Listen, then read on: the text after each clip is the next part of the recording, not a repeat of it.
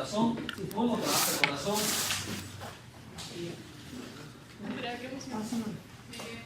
¿Qué es lo que hace? ¿Cómo es que bombea la sangre?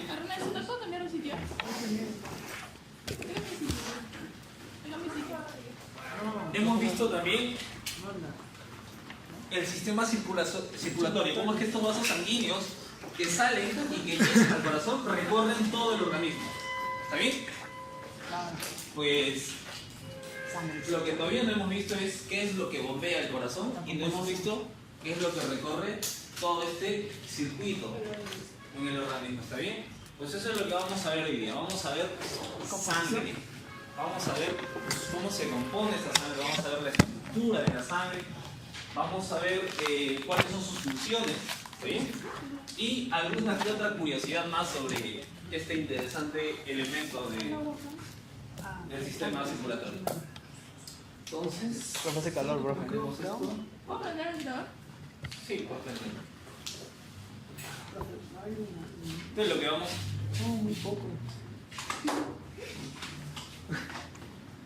Esto es lo que vamos a ver.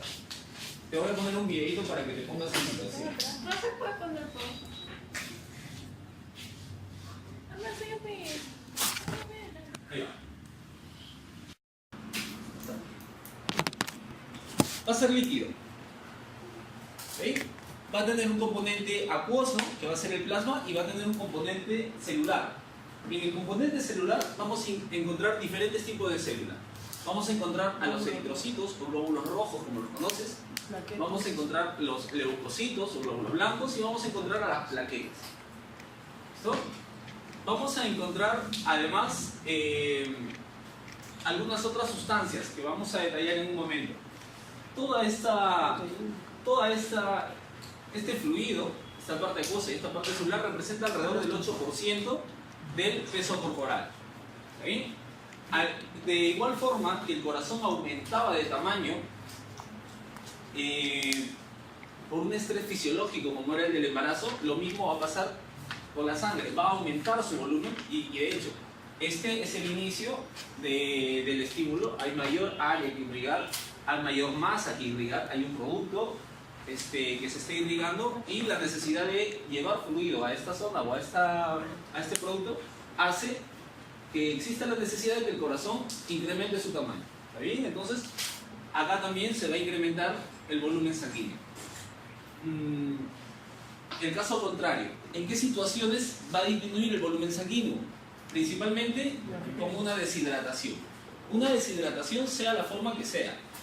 Un problema gastrointestinal, evacuaciones acuosas y numerosas en un día, pues van a disminuir tu porcentaje de agua corporal. Esta disminución de agua va a afectar también el volumen sanguíneo total. ¿Qué otra cosa? Hace demasiado calor, tú estás haciendo actividad física, estás sudando y no estás tomando agua. Te deshidratas, el volumen sanguíneo disminuye. Una lesión como una quemadura, hay lesión a nivel del epitelio y se pierde líquido a través de esa lesión. Una ingesta deficiente de líquido. ¿Sí? Todo esto va a disminuir el volumen sanguíneo. Va a tener un color característico esta sangre y va a deberse a la combinación de la hemoglobina, que es una molécula que va a estar en los glóbulos rojos, con el oxígeno. Esto va a dar una coloración rojo escarlata, característica principalmente de la sangre arterial. Vamos a tener un pH ligeramente alcalino, entre 7.4 más o menos. ¿Está bien? Y vamos a tener una forma de medir la parte celular y la parte acuosa. Y va a ser separando estas fases a través de un centrifugado, que ahora lo vemos. Veamos primero las funciones de la sangre. Va a tener función de transporte, principalmente de gases. Sabes que lleva una sangre muy poco concentrada en oxígeno hacia los pulmones, donde hay La hemostasis. ¿Homeostasis? hematosis. ¿Listo? Y va a entregar este CO2 a los alvéolos para que sean sacados a través de la ventilación y va a poner oxígeno en esta sangre. Oxígeno que va a ser llevado a los tejidos donde va a haber otra vez un intercambio, ¿está bien? Pero no solamente es un intercambio de estos gases, también va a llevar nutrientes. Todos los nutrientes que tú absorbes después de la digestión y los absorbes en forma monomérica, forma de glucosa, aminoácidos, ácidos grasos, van a ser llevados a través de la sangre a los tejidos, ¿sí? Tú le vas a entregar a estos tejidos, le vas a entregar estos nutrientes y el tejido o las células van a entregarle a la sangre los desechos como CO2, ¿sí? Y algunas otros residuos del metabolismo. ¿Qué más? Ojo, a través de esta sangre también se van a transportar hormonas. Hay algún estímulo que está afectando la homeostasis, por lo tanto, un órgano, que puede ser el hipotálamo, dice que debes secretar una hormona para regular la función del riñón, si es que deseas. ¿Sí? Pues esta señal, estas hormonas van a viajar desde donde se secreta la hormona hasta el lugar donde tiene que ejercer su efecto. ¿Pero cómo viajan? Pues a través de la sangre. Esa es la función de transporte. Función de regulación.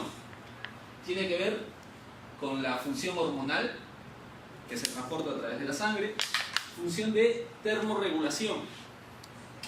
Tú recordarás que cuando habíamos visto el capítulo de piel, segundo capítulo del semestre pasado, habíamos visto que teníamos ¿cuántas capas en la piel? 3. La primera, la superficial, epidermis. La segunda, dermis. Y la dermis era la que tenía mayor espesor. Y ahí teníamos vascularización. Y teníamos dos plexos, ¿recuerdas? Uno que estaba debajo de las papilas y se denominaba plexo subpapilar. Y otro que estaba en la dermis reticular, y que era el plexo reticular. ¿Cómo funciona la regulación de la temperatura a partir de la sangre a este nivel? Tú tienes dos temperaturas en el cuerpo. Una temperatura nuclear, que corresponde a la región axial del cuerpo. ¿Recuerdas cuál es la región axial? Cabeza, cuello, tronco. Que es 37.5 grados centígrados, permanentemente. ¿Está bien? Y vas a tener otra temperatura corporal, una temperatura que va a ser una temperatura periférica, que tiene que ver con la temperatura que está en los miembros superiores y miembros inferiores, que va a ir disminuyendo conforme se va alejando del núcleo, de la región axial, y va a llegar en la parte distal, que pueden ser las palmas de las manos o los pies, hasta 28 grados centígrados. ¿Está bien? Es decir, son zonas más frías. De hecho, en un tejido, mientras más profunda está la sangre, tiene mayor temperatura. Mientras más superficial está la sangre, está a menos temperatura. ¿Por qué? Porque esta zona está en contacto con el medio ambiente, está más frío. ¿Está bien? Entonces, ¿cómo funciona la termorregulación? Tú estás en un medio caluroso, tu temperatura central, tu temperatura nuclear empieza a incrementarse, y esto es algo que no se puede permitir. Inmediatamente tu organismo empieza a regularse. ¿Y qué es lo que va a hacer? Pues la temperatura del núcleo se está incrementando, la temperatura de la sangre por lo tanto también. Y entonces esta sangre que va a fluir hacia zonas más lejanas tiene la oportunidad de enfriarse al llegar a zonas que están en contacto con el medio ambiente. Pues hay que hacer que más cantidad de sangre fluya por esta zona y regrese con menor temperatura para enfriar la temperatura del núcleo. Mecanismo. Estos vasos que están a nivel de la dermis se dilatan, se ensanchan para permitir que vaya más sangre, se enfríe y regrese a enfriar la temperatura del núcleo. ¿Sí? Termorregulación. Protección. Estábamos hablando de la importancia de formar coágulos, de la importancia de la formación de las costras. Los van a proteger de que no pierdas esta sangre. ¿Listo? Y también vamos a encontrar que parte del componente celular de esta sangre van a ser los leucocitos. Leucocitos son glóbulos blancos, que van a ser los componentes principales de tu sistema inmune. Estos leucocitos, estos glóbulos blancos, dependiendo de la presencia de un antígeno, de algún agente extraño que puede ser nocivo, van a secretar anticuerpos. Anticuerpos que van a combatir a esos antígenos o a esos microorganismos patógenos que pueden causar alguna enfermedad. ¿Sí? Y esto pues también va a ser parte de la función de la sangre. Y la homeostasis como el fin absoluto de todo lo que es el organismo. Todo el organismo busca en todo momento estar en equilibrio. Que si te deshidratas en algún momento, pues se secretará alguna hormona para que a nivel renal reabsorbas esa agua. Que si pierdes un electrolito, pues algún mecanismo se activará para que ese electrolito se reabsorba. Que si es que tienes muy poco oxígeno en la sangre, porque te has ido a la altura, pues algún mecanismo se iniciará para que empieces a captar o haya un mecanismo que compense ese oxígeno que estás perdiendo. Toda esta búsqueda de homeostasis tiene que ver con el medio interno y esto principalmente a través de la sangre. ¿Está bien? Entonces recuerda por favor todas esas funciones que son importantísimas. Te había mencionado en la diapositiva anterior a la anterior que de esta sangre teníamos dos componentes principales, el plasma y el componente celular. Y te había dicho que íbamos a centrifugar esta sangre. Imagínate que le hemos sacado sangre a 3 personas diferentes. ¿Está bien? La vemos normales, las 3 son rojas, con diferente tonalidad realmente imperceptible. ¿Listo? Yo quiero analizar la composición de esta sangre. Cojo estos 3 tubos, lo pongo en una centrífuga, 5000 revoluciones por minuto, durante 10 minutos, detengo, saco y encuentro esto. ¿Listo? Encuentro estos 3 tubos. Ahora, observo esta composición. 55% es este líquido amarillento, plasma que va a estar compuesto principalmente por agua, aproximadamente el 91%, pero que disuelto en este plasma o presente en este plasma también vamos a encontrar algunos iones, electrolitos. También vamos a encontrar gases en este plasma, oxígeno, CO2, nitrógeno. También vamos a encontrar los nutrientes, ¿recuerdas? Los que van a ingresar a los tejidos para nutrirlos. Todos en forma monomérica, además de vitaminas y minerales. También vamos a encontrar, aparte, proteínas, en una fracción de entre el 7%. Proteínas como la albúmina, como las globulinas, como el fibrinógeno. Ojo, la más importante acá, la albúmina. Esta le va a brindar una característica importante a la sangre, ¿sí? Ya te la voy a mencionar en un momento. Y vamos a tener otra porción que va a ser el 45%, y va a ser la parte celular, que mayoritariamente, casi la totalidad, va a ser glóbulos rojos. Y solamente esta parte, que es menos del 1%, van a ser glóbulos blancos y plaquetas. ¿Está bien? Pues que su composición sea del 45% de esta parte celular, hematocrito, está bien. Eso me dice que es normal, que esta composición sanguínea es de un individuo que está saludable. Veo el otro tubo y veo que mayoritariamente es plasma y que hay muy pocas células sanguíneas, de las cuales la más afectada son los glóbulos rojos, porque como verás, la parte de los glóbulos blancos se mantiene casi similar. Esta disminución por debajo del 40% de estos glóbulos rojos ya me está indicando un nivel de anemia. Anemia que afecta en todas las funciones que tiene la sangre.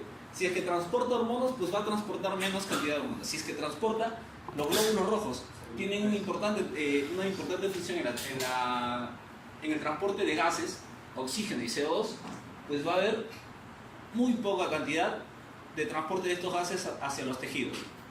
¿Está bien? Pues esta persona tiene anemia. Y si por el contrario tiene una concentración mayor al 50% de células en la sangre, pues esto es una policitemia. Está demasiado concentrada esta sangre. ¿Sí?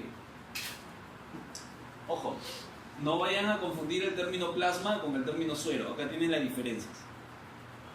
Es donde se han filtrado las proteínas a partir del plasma.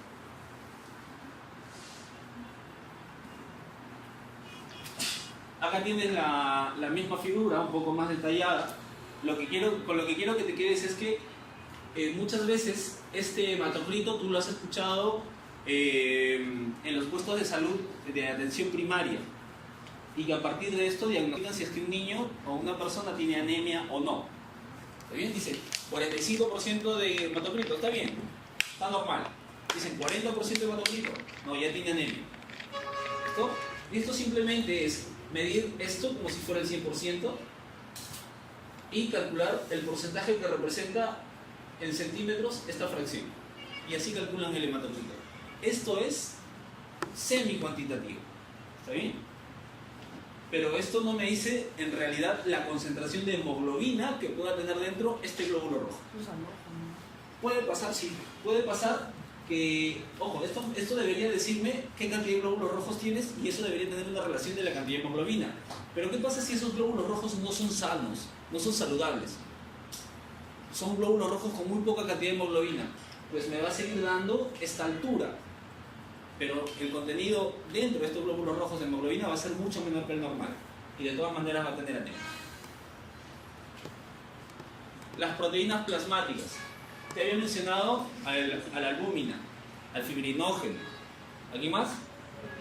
A la globulina. ¿Listo?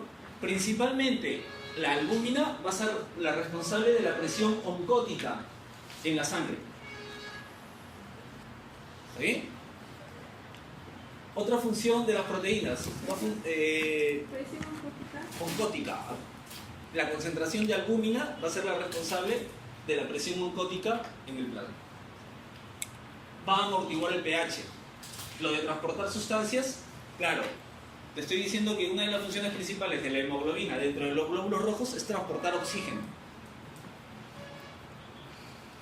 La coagulación, ahora vamos a ver que uno de los principales elementos para iniciar la coagulación es el fibrinógeno, una proteína. La inmunidad, ¿sí? La inmunidad que tiene que ver con las citoquinas que van a ser secretadas por los glóbulos blancos, pues también son químicamente proteínas. ¿Listo? Se van a sintetizar, en su mayoría, se van a sintetizar en el hígado. Algunas se van a sintetizar en las células plasmáticas, como estas, las de la inmunidad. Los anticuerpos, pues son proteínas. Y en algunos otros tejidos, pero esta vez en menor cantidad. Acá tienes, esto creo que es del Stuart, ya abrió la biblioteca hoy día. Esto es del Stuart, acá puedes ver la descripción de cada uno de estos elementos que tenemos en la sangre. ¿Sí? Ahora, hemos visto esto como los componentes que vamos a tener en el plasma. Hemos visto la porción acuosa de la sangre. Veamos ahora la porción celular. Te mencioné tres componentes de esta parte celular. Primero, los glóbulos rojos o eritrocitos. ¿Está bien? Eritrocitos cuya función principal va a ser la de transportar oxígeno y CO2. Los otros que te mencioné son los glóbulos blancos. Glóbulos blancos que van a tener como función principal la inmunidad. Van a tener diferentes funciones. Fagocitar, mandar señales de alerta, reclutar más células de la inmunidad, secretar algunas citoquinas. Pues todas estas funciones son ejercidas por estos tipos celulares, principalmente 5. Los neutrófilos, eosinófilos y basófilos, que van a ser los llamados granulocitos, porque van a ser o multinucleados, y estos núcleos van a presentar algunos gránulos, y los monocitos y linfocitos, conocidos también como los agranulocitos, los que no tienen gránulos. ¿Está bien? Estos dos, los glóbulos rojos y los glóbulos blancos, son células. Si bien es cierto, los eritrocitos carecen de núcleo, de todas maneras son células. Los glóbulos blancos sí contienen núcleo, son células. El tercer elemento son las plaquetas. Las plaquetas no son células, son fragmentos celulares de una célula mucho más grande, llamada megacariocito. ¿Está bien? En un momento del desarrollo celular se forman estos megacariocitos que después se fragmentan y terminamos obteniendo plaquetas. Ahora, las plaquetas son fragmentos celulares y tienen características importantísimas. A ver, son fragmentos celulares que, si bien no tienen núcleo, pues sí tienen en alguna parte retículo endoplasmático, por lo tanto tienen contenido de calcio. No tienen núcleo, no son células, pero sí tienen mitocondrias, entonces tienen la capacidad de sintetizar ADP, ATP. No tienen núcleo, pero tienen miofibrillas, muy similares a los de la actina y de la miosina, por lo tanto pueden contraerse. Y van a tener algunos otros elementos, como algunas glucoproteínas que vamos a ver más adelante cómo funcionan. Todas estas células, tanto los glóbulos rojos, como los glóbulos blancos, como los megacariocitos que van a dar origen a estas plaquetas, tienen un origen común. Y va a ser esta célula. Célula madre, o conocida como stem cell. Un solo tipo celular que va a estar presente acá en médula ósea, y a partir de este tipo celular van a empezar a diferenciarse. Se van a activar algunos factores de transcripción en unos y en otros no, de tal manera que se va a diferenciar en una célula madre linfoide, y a partir de esta célula madre linfoide se van a formar todos los linfocitos. Un tipo de célula de los glóbulos blancos, un tipo de célula del sistema inmune. A partir de la mieloide se van a formar los otros tipos de células, los glóbulos rojos, los megacariocitos, que van a dar posteriormente origen a las plaquetas, y los monocitos y los granulocitos. Recuerden que en los granulocitos tienes a los basófilos, neutrófilos y eosinófilos. ¿Está bien? A partir de una sola célula. Para que se dé esta diferenciación, este crecimiento y esta proliferación, se va a necesitar siempre de factores de crecimiento celular. Uno de los factores de crecimiento celular más importante va a ser esta, la eritropoyetina, más conocida como EPO. Si es que te gusta el tema de deportes, habrás escuchado que esta es una forma de doping, la utilización de EPO. ¿Sí?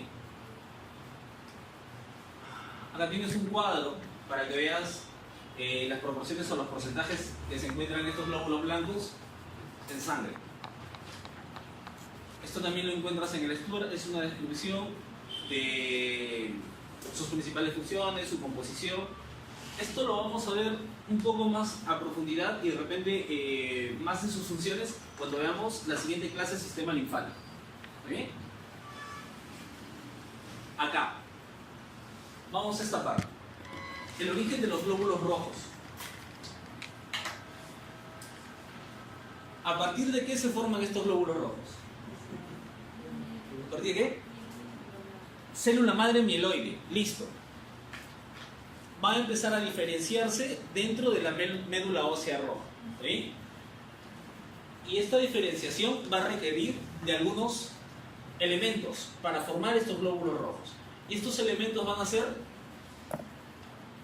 hierro, proteínas como las globulinas o como las globinas, y vitamina B12 y ácido fólico.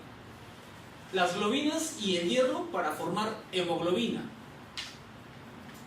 y la vitamina B12 y el ácido fólico para la síntesis de ADN, para la división celular. Se puede formar hemoglobina solamente a partir de hierro y globina. ¿Listo? Pero esta formación va a tomar mucho más tiempo y va a ser deficiente.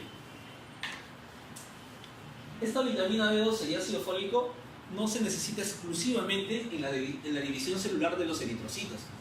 Se necesita en la división celular de células de todo el organismo. Pero acá cumplen un papel clave. ¿Por qué? Porque necesitamos mayor velocidad en la formación de estos eritrocitos. Y si es que no tenemos estos dos factores, vamos a tener eritrocitos con muy poco contenido de hemoglobina o con hemoglobina deficiente, y un ejemplo de esto son los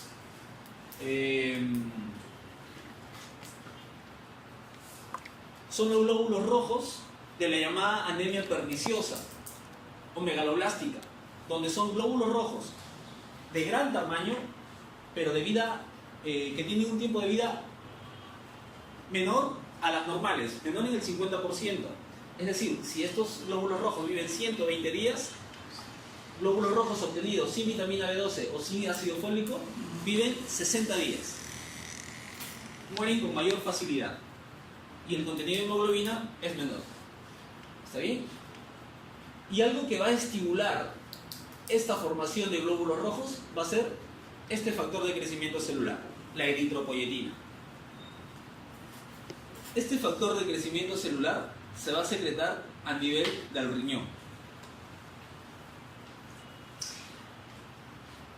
Este factor de crecimiento, esta EPO, va a llegar a la médula ósea y va a estimular la formación de glóbulos rojos.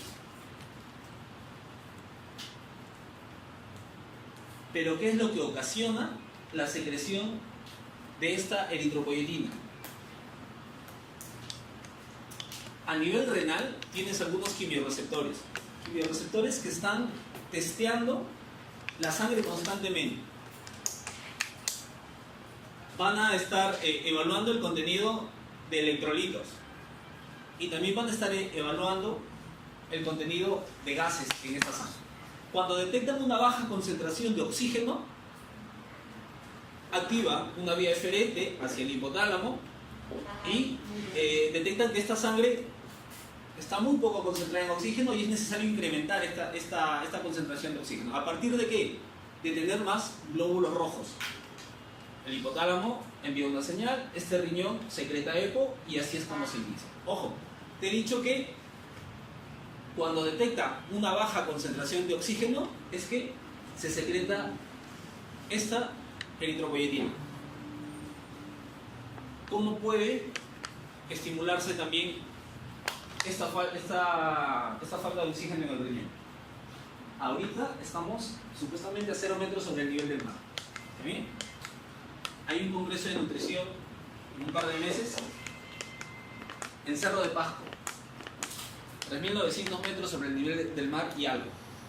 ¿Listo? Tú has reservado habitación en el tercer o cuarto piso. Para que no te movilices mucho, está ahí en la Plaza de Armas, al costadito de la municipalidad de hotel. Llegas con tus maletas y todo entusiasmado, tienes prisa de llegar a tu habitación, si estás en un viaje en bus, medio baño, y quieres correr hacia el tercer o cuarto piso. Llegas al segundo piso y estás tirado en el suelo convulsionando y botando espuma en la boca. ¿Por qué? Falta de oxígeno. ¿Por qué falta de oxígeno? No, por la presión. Por la presión. Hay mayor presión. Baja ¿Qué pasa? concentración de oxígeno. Estamos a mayor altitud, estamos casi a los 4.000 metros sobre el nivel del mar. ¿Está bien? Pero ¿qué pasa cuando la altitud se incrementa? Hay mayor presión. La presión ambiental, la presión atmosférica disminuye. Y hay más presión. Disminuye, Hay pero menos- también que hay menos disminuye oxígeno. la concentración de oxígeno en ese aire. ¿Está bien? Entonces, si tú acá a nivel del mar, teniendo una composición a este nivel de aire, tú eres capaz de ingresar 100 de aire, 100 de aire, o sea, 100 gramos de aire, a ese nivel 20. no logras ingresar esos 100. Estarás por los 70, por los 65. Por eso te cuesta, ¿no? Y entonces intentas correr, tiene que llevar oxígeno a tus músculos para que hagan una reacción, no puedes, tiene que llevar oxígeno al cerebro y ahí estás tirado convulsionando. ¿Sí? Te da el mal de altura. Ahora, hemos dicho que es falta de oxígeno. ¿Qué va a pasar? ¿Qué es lo que va a hacer tu organismo inicialmente? Se va a contraer tu vaso. para tener menos cantidad de glóbulos rojos en este órgano, para que haya más cantidad en la sangre. Vas a disminuir el volumen de tu sangre, vas a empezar a orinar frecuentemente. ¿Para qué? Para reducir el volumen sanguíneo y que estos glóbulos rojos que tú tienes estén más concentrados, más glóbulos rojos en menos volumen de sangre. De tal manera que fluye mayor número de veces y están llevando mayor cantidad de oxígeno. Tu respiración también se va a incrementar, vas a estar agitado, tu respiración va a ser forzada. ¿Para qué? Para tratar de ingresar más oxígeno. Pero esto dura unas cuantas horas. Tu organismo tiene que buscar la homeostasis y para esto va a iniciar otro mecanismo, un mecanismo que va a compensar, que va a buscar compensar totalmente esta falta de oxígeno. ¿Y qué va a hacer? Recuerda, el riñón está testeando constantemente la sangre, quimiorreceptores detectan baja concentración de oxígeno, envían esta señal al hipotálamo, el hipotálamo responde y dice riñón, empieza a producir eco. Y esto a médula ósea y empieza a formar más glóbulos rojos. Tienes mayor cantidad de glóbulos rojos de cuando estabas a 0 metros sobre el nivel del mar. Más glóbulos rojos transportando oxígeno, ¿sí? Que está en menos disponibilidad. Y de esta forma se compensa esta falta de oxígeno en el aire. Este es otro factor que estimula la secreción de eritropoyetina, la hipoxia. Por eso es que verás que para mejorar el rendimiento de muchos deportistas se van a entrenar a la altura. ¿Para qué? Para que fisiológicamente incrementen sus concentraciones de EPO, incrementen sus concentraciones de glóbulos rojos y al momento de la competencia tengan una ventaja a partir de que oxigenan más del que no entrenan en altura. Profe, ¿qué pasa si tiene insuficiencia renal crónica? Si tiene insuficiencia renal No es crónica. deportista, tonto. No, pero si es Va una a persona tener normal, afectado esto, claro. si se va de viaje, o sea, le afecta eso. Va a estar, en alguna medida va a estar afectado. ¿Sí? Recuerda que la insuficiencia renal tiene que ver más con la filtración, ¿sí? que con la secreción de factores de crecimiento celular. Pero si el riñón está deteriorado completamente. Ya, pues, o sea, ahí vas a Si la persona se dializa, Por eso te digo, tú tienes una cosa que es la filtración a nivel de los glomérulos. ya. ¿Está bien? Estas son células específicas, las que secretan EPO. Lo que está afectado es tu glomérulo en la filtración, y eso es lo que te ocasiona una insuficiencia renal crónica. ¿Está bien? Pero a nivel de estas células no sabemos si van a estar afectadas o no. Pueden estar afectadas, podrían estar afectadas, y esto afectaría la producción de EPO. la formación de EPO. Podría, ¿sí? Pero no necesariamente. Lo que sí va a estar dañado es definitivamente la función de filtrar. Listo. Entonces, ¿cómo va esto? Observa acá, por favor. Este es el vaso, el que se contrae para tener menor cantidad de eritrocitos y en el primer momento de la hipoxia. ¿Está bien? Hay un paso constante de eritrocitos a este nivel. ¿Listo? Muchos de estos eritrocitos se detoxifican también a nivel del vaso. Pero el vaso va a tener una función importante y va a ser la zona donde los eritrocitos se van a reciclar. Estos eritrocitos tienen un promedio de vida de 120 días. Viven 120 días, aproximadamente 4 meses. ¿Y para qué te sirve este dato? Para que lo tengas en cuenta al momento que estás tratando a una persona con anemia. Tiene una cantidad determinada en el cuerpo de glóbulos rojos que son deficientes en hemoglobina. ¿Está bien? Y esto no va a cambiar. Estos glóbulos rojos deficientes de hemoglobina van a estar circulando. Lo que tienes que hacer es que vuelva a generar toda una nueva camada de glóbulos rojos, pero con niveles de hemoglobina adecuados. ¿Y cuánto van a determinar en hacer ese recambio? Aproximadamente 4 meses. Por eso es que el tratamiento para anemia, por lo mínimo, 3 meses para hacerle otra prueba y verificar si este nivel se ha incrementado. ¿Basado en qué? En el tiempo de vida del eritrocito. ¿Listo? Otra cosa que tienes que saber.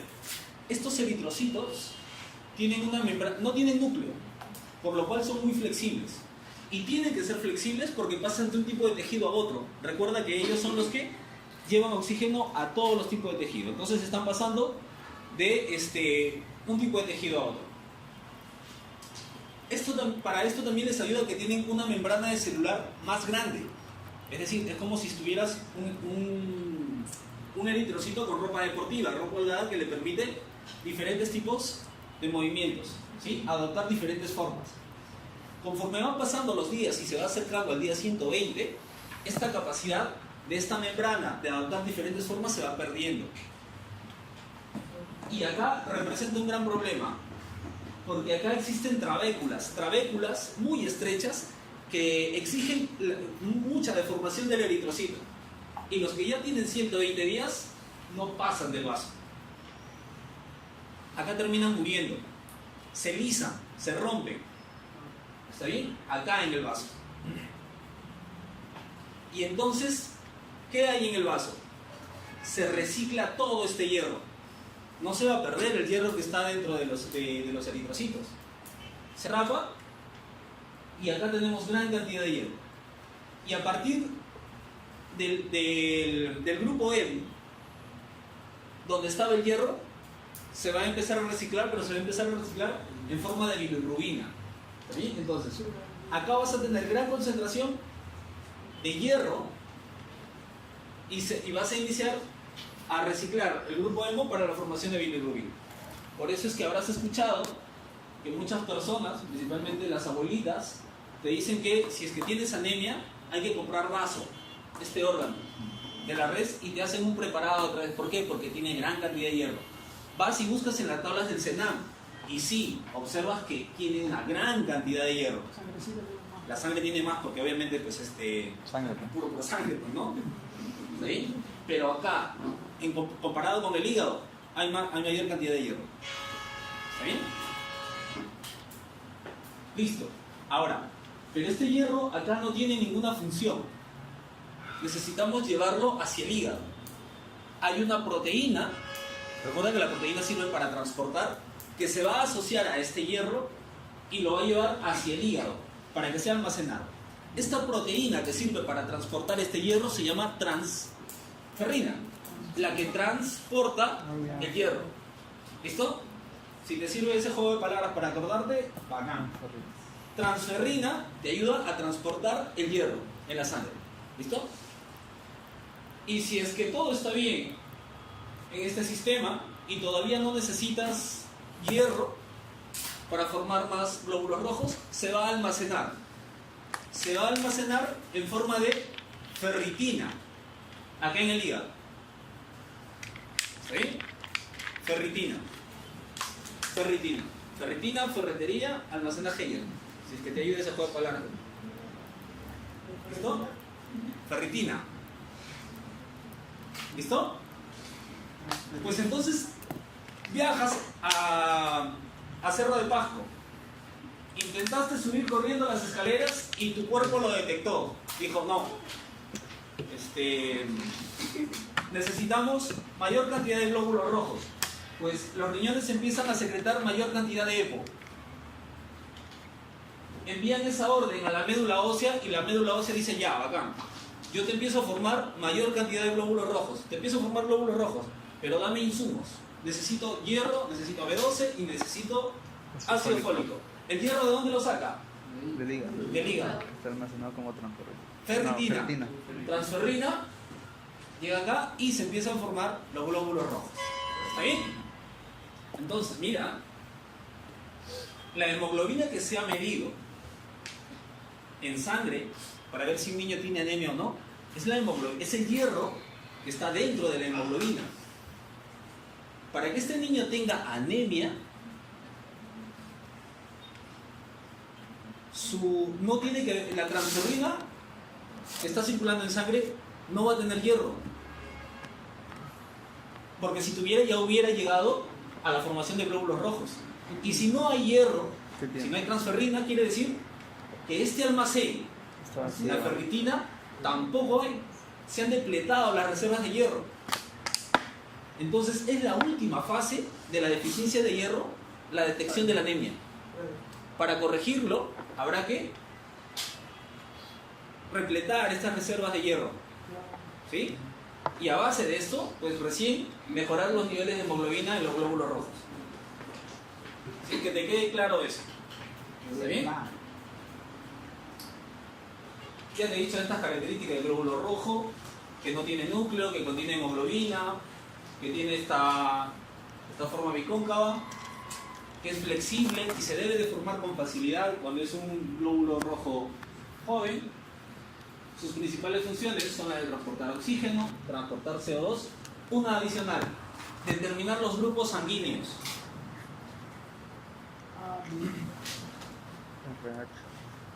Lo del transporte de oxígeno y transporte de CO2 ya lo tienes ahí, lo vamos a ver en un momento más. Veamos los grupos sanguíneos.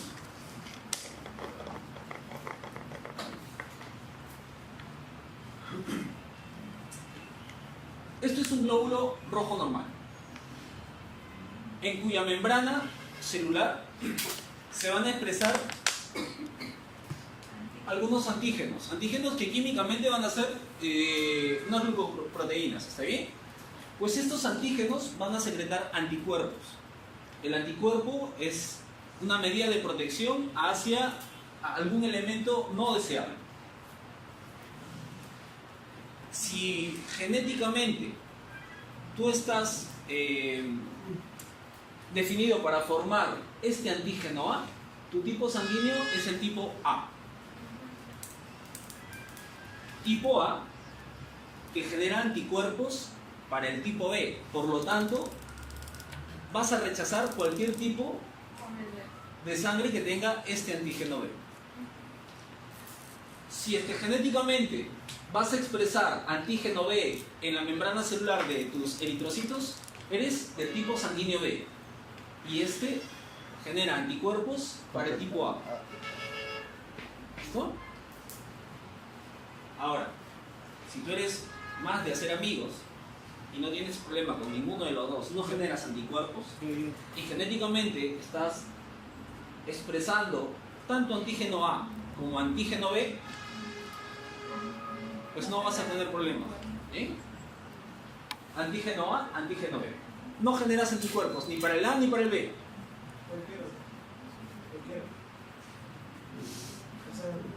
Porque no, esa célula no lo expresa. No hay información para generar ese antígeno. Permite que estén los dos, que estén ambos. No genera antígeno no generan anticuerpos estos antígenos. ¿Sí? Y acá, este no tiene antígenos. Y no tiene antígenos. Si no tiene antígenos, ¿puede de cualquiera o una...? Ahora vamos a eso. Ahora mira.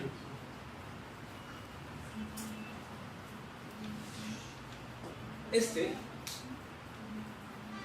que no tiene antígenos, vamos acá primero.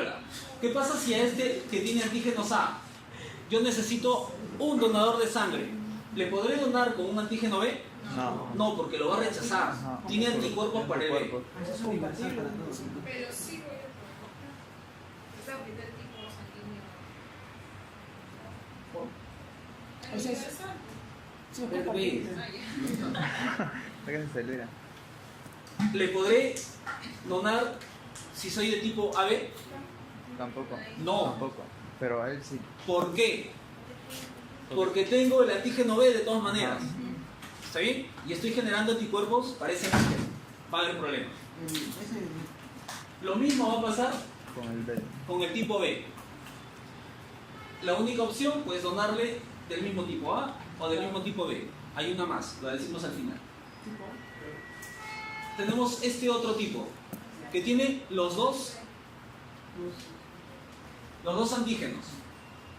No encuentro a una persona que tenga los dos antígenos. ¿Le puedo donar sangre si tengo el antígeno A? No, Sí. los dos. Claro que sí, sin ningún Claro, problema, claro. porque Tiene ambos. Comparte. tiene ambos, cohabitan con los dos. ¿Está bien? ¿Le puedo donar si soy? También. No hay ningún problema. ¿Está bien? A la inversa nomás no se puede. ¿Y el le puede donar él? No, él no. Este, que no tiene antígenos, ¿le podrá donar a la B? También. Se va a sensibilizar, formará antígenos, pero No no hay forma ningún anticuerpos, problema. ¿no? ¿Qué quiere decir? Que este, que es AB, recibe de todos. ¿Listo? ¿Más no qué? Más no puedes. Más no puede No darle. puede dar, pues. O sea, recibe, pero no da. Listo. Le pueden dar, pero él no puede dar. Como se te haga más fácil memorizarlo, ¿está bien? Como tú lo asimiles más.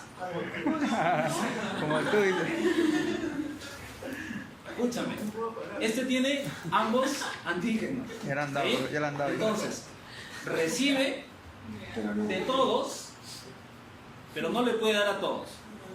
¿Listo? En cambio, este que no tiene, le puede dar a todos, y recibir. pero no puede recibir de todos. Terrible.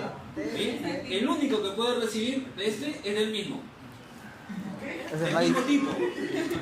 El mismo tipo de sangre. Sí, bravo. ¿Sí? Ya, Esto fácil. lo tienes resumido acá. Ojo. No te he puesto una diapositiva con el grupo RH. ¿Por qué? Me ha pasado. Por subírtelo temprano, el sábado te lo subí, me ha pasado, pero te lo explico. El RH es otra aglutinina que se expresa en la membrana celular del eritrocito.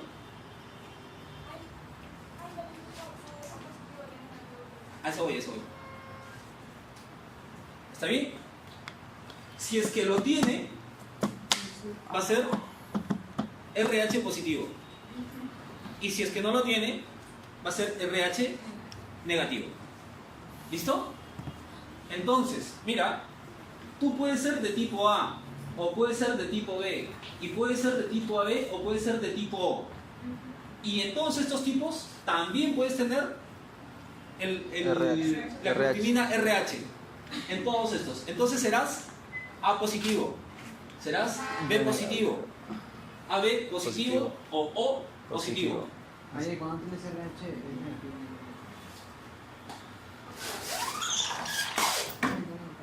Acá sí, tipo A, ¿está bien? Ya está.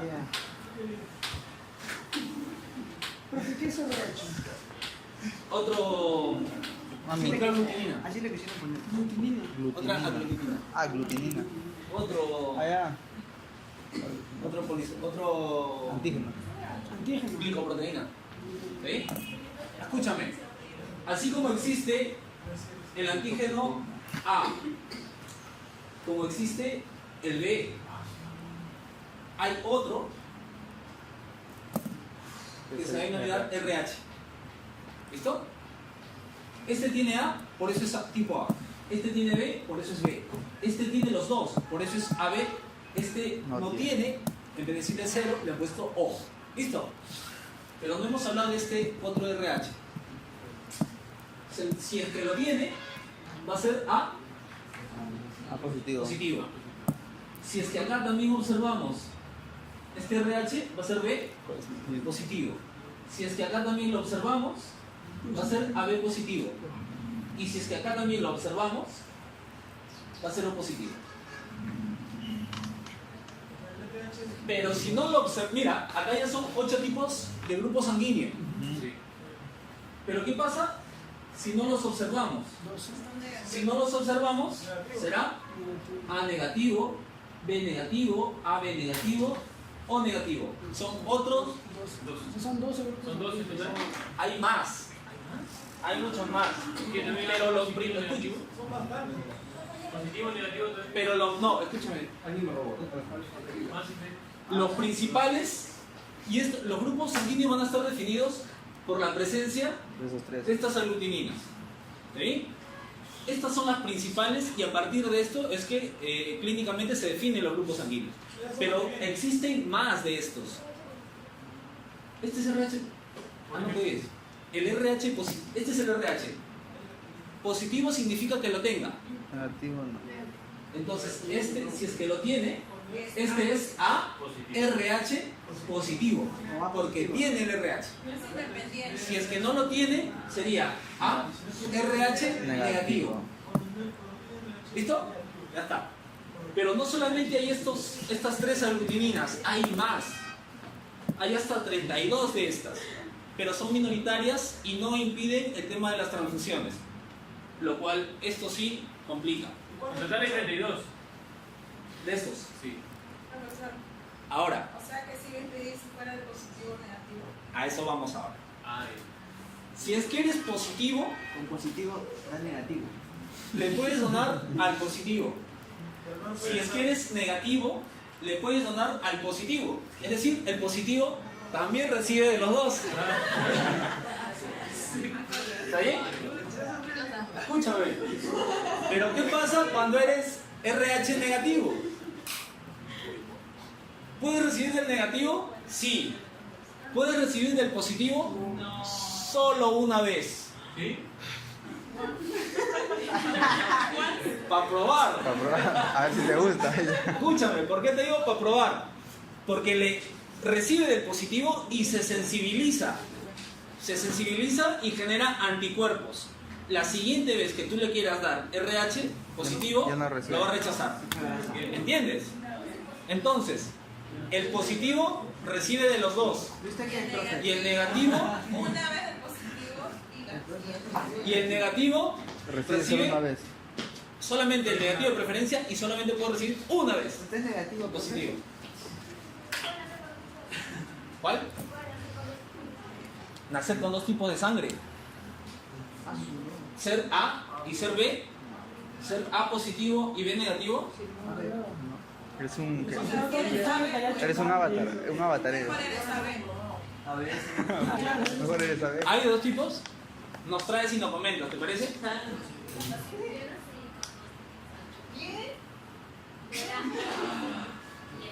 Ahí está confundida la enfermera. ¿Sí? Tenías O y tenías A. ¿Y cuándo te dijeron que eras O? Eres reptiliana. ¿Ahora sigue siendo de dos tipos de sangre? ¿Cuál es? A positivo. ¿Cuándo te dijeron que eras O? ¿O te dijeron, hicieron un análisis? ¿Cuál es la sangre más difícil de encontrar? No, ya pues, ya. A ver, vamos a entender esto que ha pasado. Tú naciste y le dijeron a tus papás, su hija es O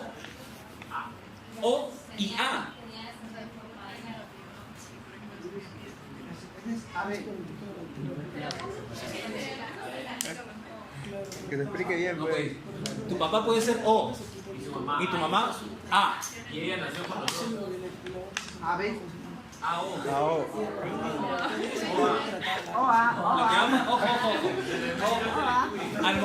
Al momento de haber al momento de la recombinación genética, al momento de la formación de los tipos sanguíneos, vas a tener aportes de ambos padres y hay formas compatibles de estos dos tipos de sangre o de estos tipos de sangre. ¿Está bien? En algún momento uno de estos tipos va a ser dominante y el otro va a ser recesivo. ¿Está bien? Y dependiendo de eso, lo que se va a expresar es uno de ellos, el dominante.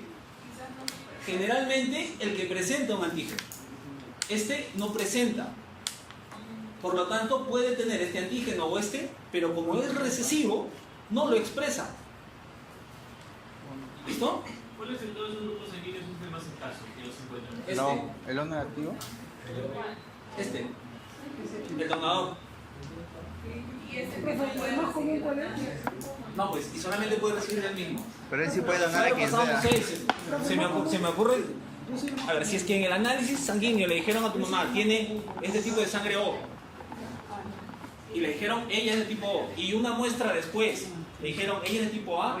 Y por eso dices tú que tenías de los dos tipos. Es una cosa. Pero si en ese mismo momento dijeron, ya su hija, le hemos encontrado esta muestra y tiene antígeno A y no tiene antígeno. Tiene antígeno A, en una parte de su sangre tiene antígeno A y en otra parte de su sangre no tiene antígeno. Químicamente, para hacer esa prueba es un poco difícil porque la prueba es muy sencilla. Le pones un reactivo y colorea de una forma o no colorea dependiendo de la presencia de este antígeno. De que la puedes estudiar. Profesor, ¿y si se combina? Si es que ¿Qué viste, por ejemplo? Hermano de sangre. Se cortan la vaina. Que yo me corto, tú te cortas y los somos hermanos de sangre. No, o sea, te corto y juntan la Emo. Escucha, ¿qué pasa? ¿Qué pasa? Lo hacemos así. A ver, escúchame. ¿Qué pasa si es que hay una transfusión equivocada? Hay un análisis equivocado. Los anticuerpos pues, empiezan Ya sabes, uno de esos de raza distinta, en el laboratorio, confundió, puso otra etiqueta y le están donando a este que tiene tipo sangre A, le está donando un tipo de sangre B. No, todo destruye. Va a formar aglutinaciones. Es decir, como si fuera a coagularse. ¿Está bien? Y esa sangre, pues, no va a servir. ¿Y cómo se elimina Esto esa puede, sangre? ojo, esto puede ocasionar hasta la muerte. ¿Listo? El tema es que aglutinaciones se llaman. Forma aglutinaciones.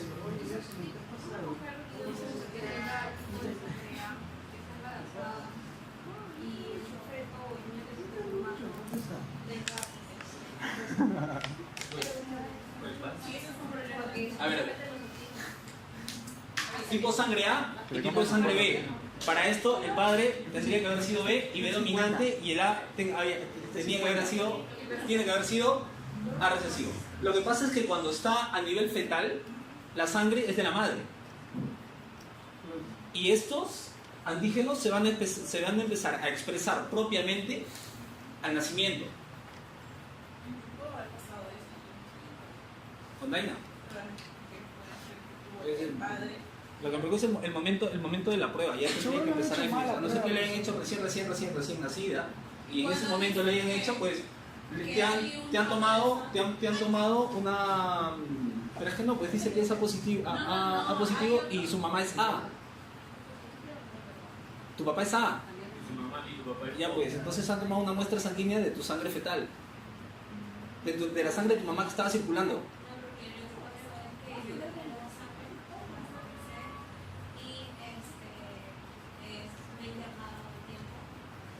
No expresabas. Seguro le pusieron una cosa.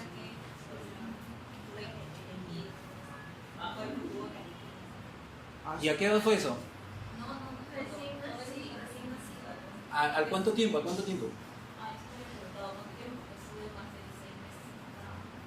Probablemente... ¿Cuánto? No, nada, esperan y lo monitorean. ¿Por qué? Lo que es probable, pues la mayor cantidad de sangre que ella ha tenido, pues venía a partir de la sangre materna. Y ella tenía que expresar sus propios antígenos. ¿Cuánto tiempo va a pasar? Tiempo de vida de los eritrocitos. 4 meses. Hace 4 meses recién. Pero es básicamente un problema de expresión del antígeno, más que el que tenías vos. Selecciones.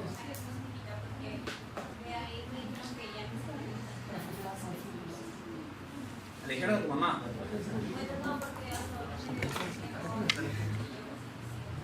¿Dos tipos de sangre? Pero contaminada, ¿cómo? ¿A qué le dicen contaminar?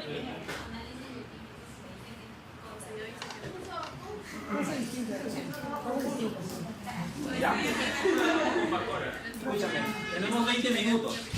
¿Ya? Y te quiero llevar a otra parte. Esto es la hemoglobina. La hemoglobina tiene 4. ¿4 qué? estructura. 4 proteínas. ¿Pero qué son? Va a tener... Ya. 2 de ellas van a ser alfas y 2 de ellas van a ser betas. Dentro de estas proteínas vamos a tener un grupo hemo. Un grupo hemo que va a tener como núcleo a un hierro. ¿Sí? Esto es lo que se recicla en el vaso y esto es lo que se recicla y se obtiene bilirrubina. Bilirrubina que va a ir al hígado a formar sales biliares. ¿Está bien? Esto, por favor. Rapidísimo. De la otra parte lo que voy a demorar más. Porcentaje de saturación. Yo pensé que solo vi una raya. A veces allá abajo en el laboratorio no se ve. Escúchame. Escúchame. Esto es la forma en que la hemoglobina, esa molécula, con un núcleo que tiene 4 grupos M y en el núcleo tiene hierro, se va a asociar con el oxígeno. ¿Está bien? ¿De qué va a depender cómo es que se asocia? De la presión parcial de oxígeno. ¿Y de qué más va a depender? Del porcentaje de saturación.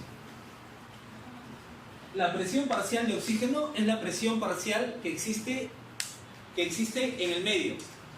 Va a ser una presión a nivel arterial y va a ser otra presión a nivel de los capilares. ¿Está bien? Recuerda que en presión arterial iniciamos en la salida de la aorta con 120.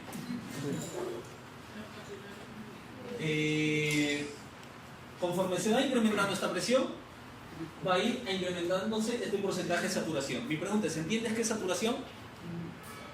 Cuando se contrae. Muy rápido. Imagina, voy a dibujar, yo sé que esta parte te emociona. Ay. Cuando está lleno esa saturación. ¿Está bien? Mira, este es un glóbulo rojo.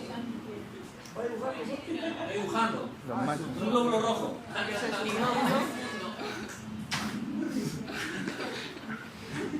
Es un hula hula. Esta es una hemoglobina. ¿Listo? Oye, tú dices que es una hemoglobina, mamá. Es mi pan con queso. ¿Y acá?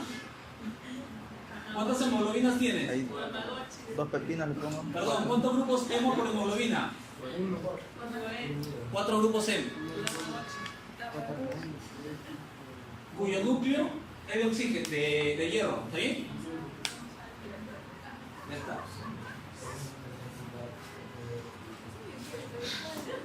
Profe, no sé. Un grupo hemo, otro grupo hemo, otro grupo hemo, otro grupo hemo de la hemoglobina dentro del glóbulo rojo. Así se interpreta. Yo soy de la escuela de Caín. Ay.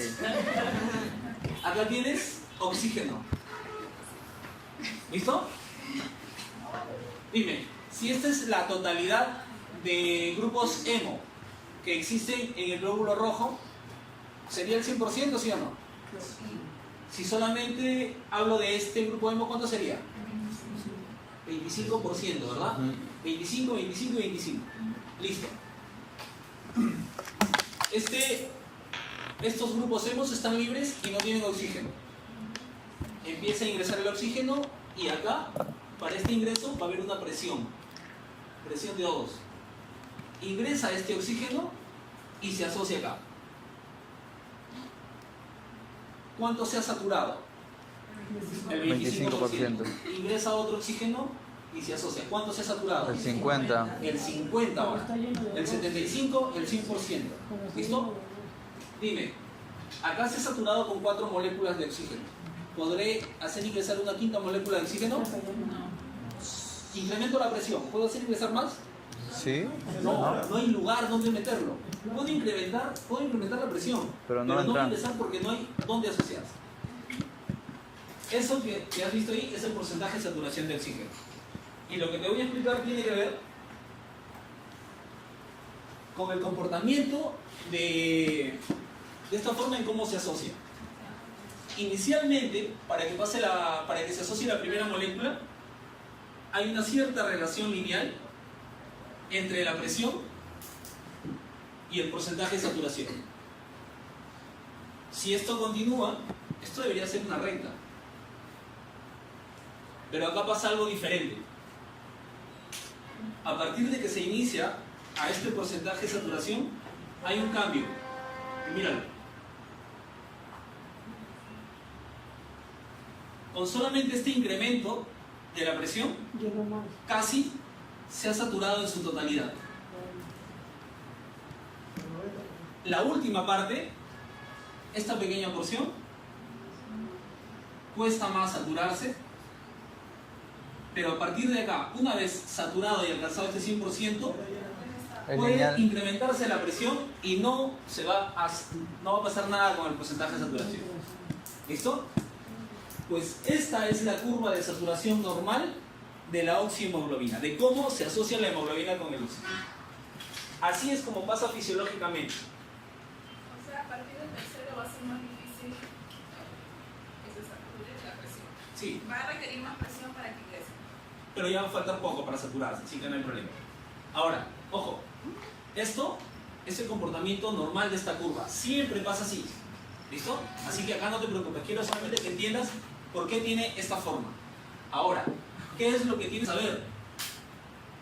Que hay condiciones fisiológicas que me van a mover esta curva.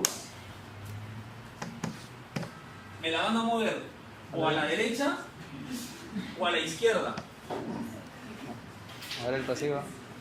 Si es que me mueve esta curva hacia la derecha, ¿cómo sería? Así, mira. Un pasito. Se movió hacia la derecha. Mayor presión desde el comienzo. Y si se mueve hacia la izquierda, ¿No hubo presión? ¿está bien? La presión. ¿Y de qué depende? La presión. Ojo, la presión va a ser requerida más presión o menos presión. Más rápido o menos rápido se va a saturar. ¿Y de qué depende? Grupo N. Sí, pues se satura al 100%. Pero la ¿De qué cantidad- depende? La cantidad de oxígeno.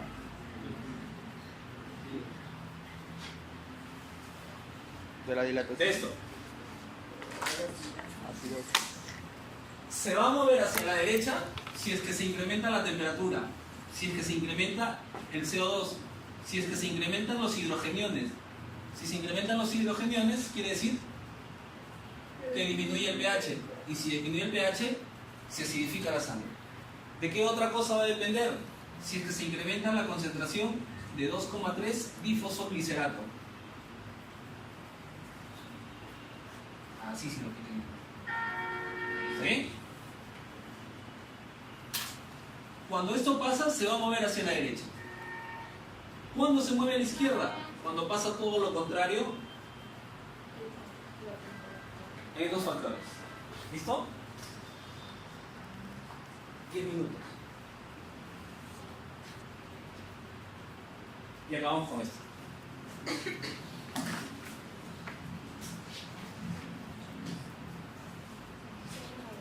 Ando sacando tu hoja. ¿Qué? ¿Qué?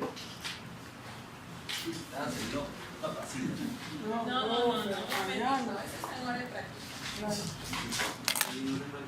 Ya, escúchame. Ay, ya, De hecho, la homeostasia va a ser el mecanismo por el cual vamos a evitar las hemorragias, ¿está bien? Acá tienes las diferencias entre coágulo, trombo y émbolo. ¿Puedes desarrollar más esta diferencia? Sí. ¿Es una de tus preguntas de la práctica? Sí.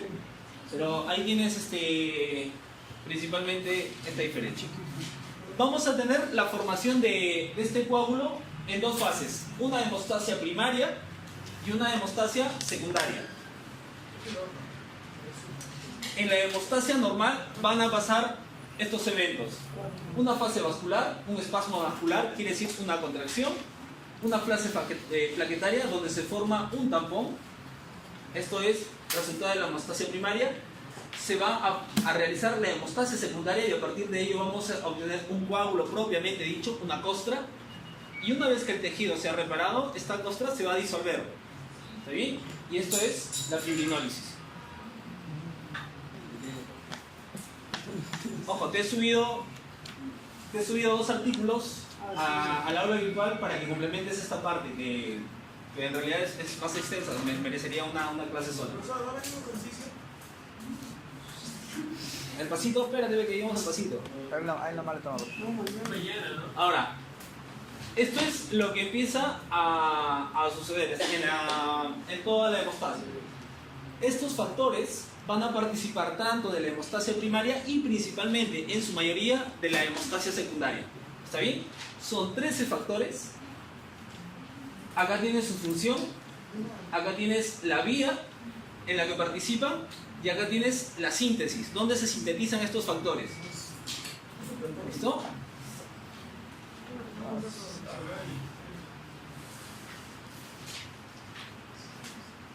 Veamos acá. Mira, se va a producir una lesión, un daño a nivel vascular.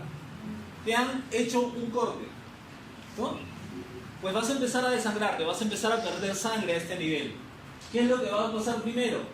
Este vaso, por un reflejo flujo nervioso básicamente, Contrae. se va a contraer para disminuir el flujo sanguíneo por esa parte y disminuir la pérdida de sangre.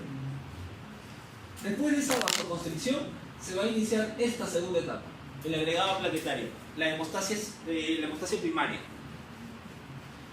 Acá va a jugar un papel importantísimo las plaquetas.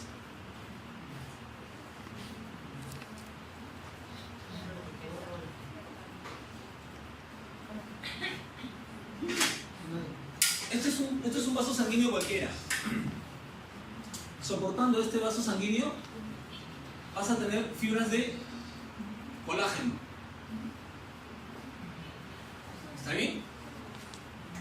Y debajo de estas fibras de colágeno vas a tener toda una red celular del tejido que sea irrigado por estos vasos sanguíneos. ¿Listo? En esta sangre vas a tener plaquetas. La parte interna de este endotelio va a tener algunas secreciones. Entiende que el fluido, la sangre, se mantiene en forma líquida porque hay un juego de factores.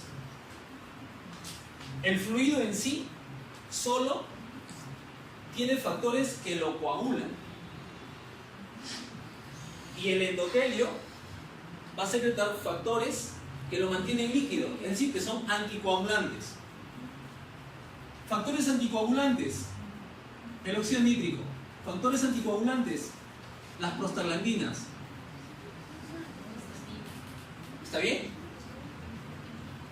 Ahora, estos se secretan a nivel del endotelio, están en los vasos sanguíneos. Coagulantes, fibrinógeno, por ejemplo. Por eso es que cuando tú sacas a la sangre de un endotelio y lo expones, ya no hay anticoagulantes, se coagula. ¿Listo? Pues este equilibrio mantiene a la sangre de forma fluida. Ahora hay otros factores. El endotelio secreta un factor conocido como el factor de von Willebrand. ¿Listo? Este factor de von Willebrand también se secreta a nivel del colágeno. Este factor de von Willebrand a nivel del endotelio no es activo, a nivel del colágeno es activo. Hay una lesión y este factor de von Willebrand tiene contacto con el colágeno y se activa. ¿Y qué va a hacer este factor de von Willebrand? Va a producir la adhesión de plaquetas sobre esa parte del endotelio dañado. Una plaqueta tiene esta estructura así.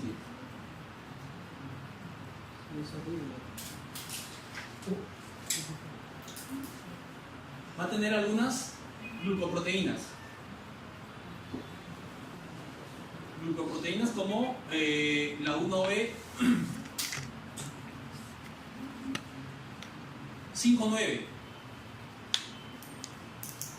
¿Está bien? Esta glucoproteína va a reaccionar con el colágeno, con este factor, y se va a empezar a adherir a la herida. Y va a empezar a tapar esta herida. Ojo, pero es la plaqueta la que se está adhiriendo a la herida. Necesitamos que también se adhiera plaqueta con plaqueta.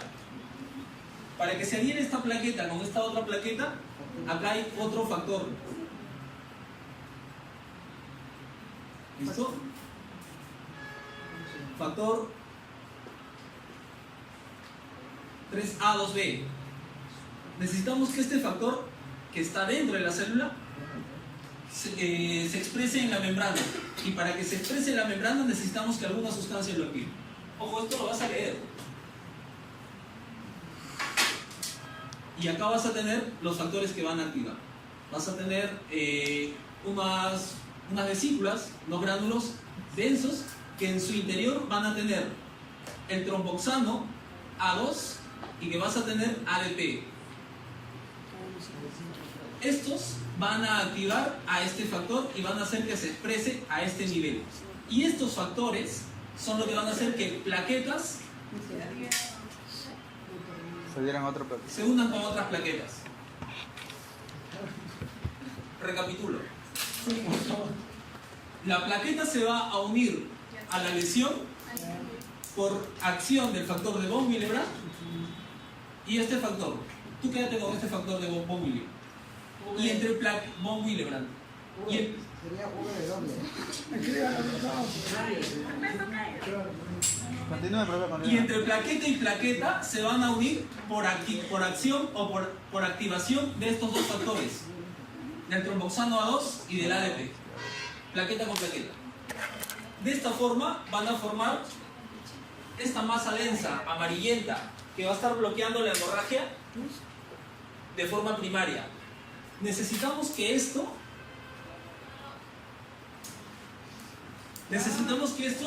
se estabilice, que tome estructura, y para esto hay que ponerle una malla.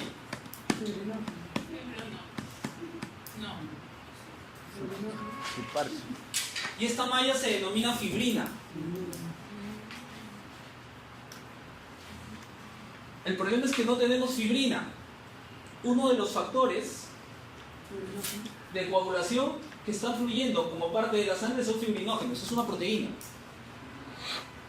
Y lo que necesitamos es activar este fibrinógeno a fibrina,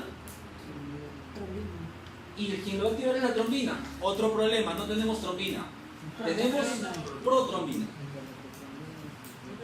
Y entonces necesitamos un factor que active a esta protrombina y la lleve a trombina para que todo esto se dé, porque esto vale. Factor X no. X factor vas a decir. Factor 10. Factor 10. ¿Ya? Esto no lo va a Pero hacer. no factor 10 tampoco. ¿Cómo va a funcionar esto? Quédate acá. Tromboplastina. Lo que necesitamos es pasar la protrombina a trombina. ¿Está bien? Este paso es lo que necesitamos. Y entonces acá necesitamos una asa, una protominasa. ¿Está bien? ¿Quién va a ser esta protrombinasa? Esta protrombinasa se va a formar a partir de dos vías. Una vía denominada vía extrínseca y una vía denominada vía intrínseca. La vía extrínseca es sencilla. Tienes fluyendo en la sangre al factor 7. Factor 7 que puede generarte La tromboplastina. esta protrombinasa. ¿Está bien? Pero su actividad es muy débil. Tomaría demasiado tiempo. Necesitamos un cofactor. Y su cofactor lo vas a encontrar acá. La tromboplastina. Esto que se lesiona, esta célula que se lesiona, cuando se lesiona, secreta un factor 3, o factor tisular. Tisular porque es un tejido dañado. Esto se va a asociar al factor 3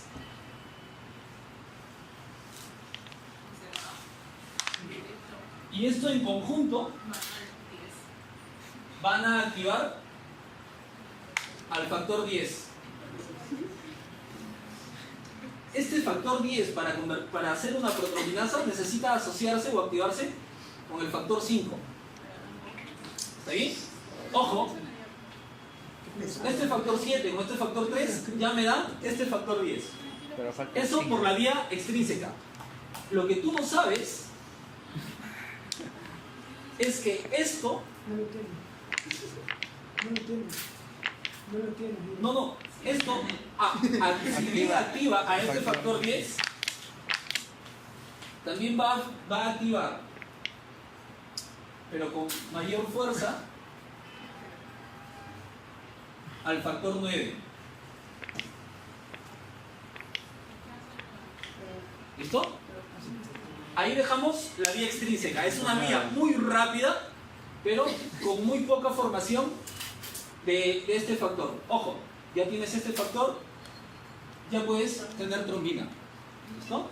Entonces, por esta vía ¿Y el factor 5, profe, cómo sale? Espera. Por este factor ya tienes cierta cantidad de trombina. Pero falta. Vía intrínseca. Hay una lesión y vas a tener en la sangre circulando este factor 12. Factor 12 que va a activar al factor 11. 11. Me avisa si escribo mal los romanos, yo ojalá este curso. Está bien, profe. ¿Está bien? Este factor 11. Pero para que se active este factor 11, El factor 9.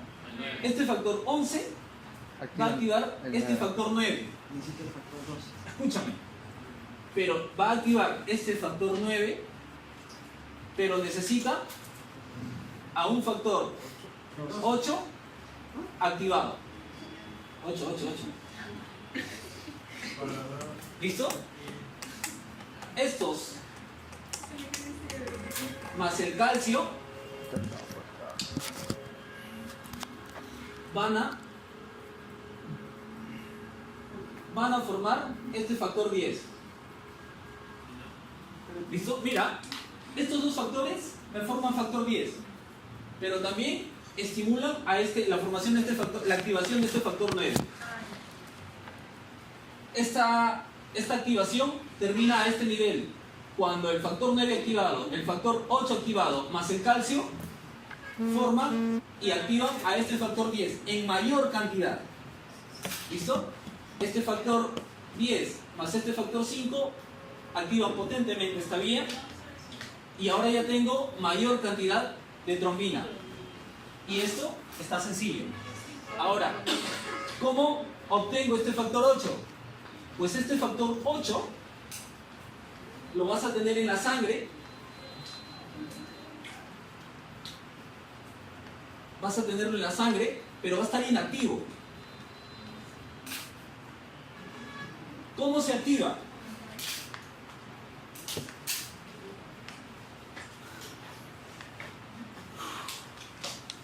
Esta pequeña cantidad de trombina que se produjo por la vía extrínseca va a activar a este factor 8. ¿Listo? Esta trombina que voy a obtener por la vía extrínseca va a activar a este factor 5. ¿Listo? Esto, obtenido por la vía extrínseca, va a activar el factor 9. A partir del factor 9 en adelante, esto ya no es vía ni extrínseca ni intrínseca, esto es vía común. A partir del factor 9 en adelante, es decir, esto ya es vía común. Esto es la vía extrínseca y ocurre con mucha velocidad, pero su producción de trombina es débil.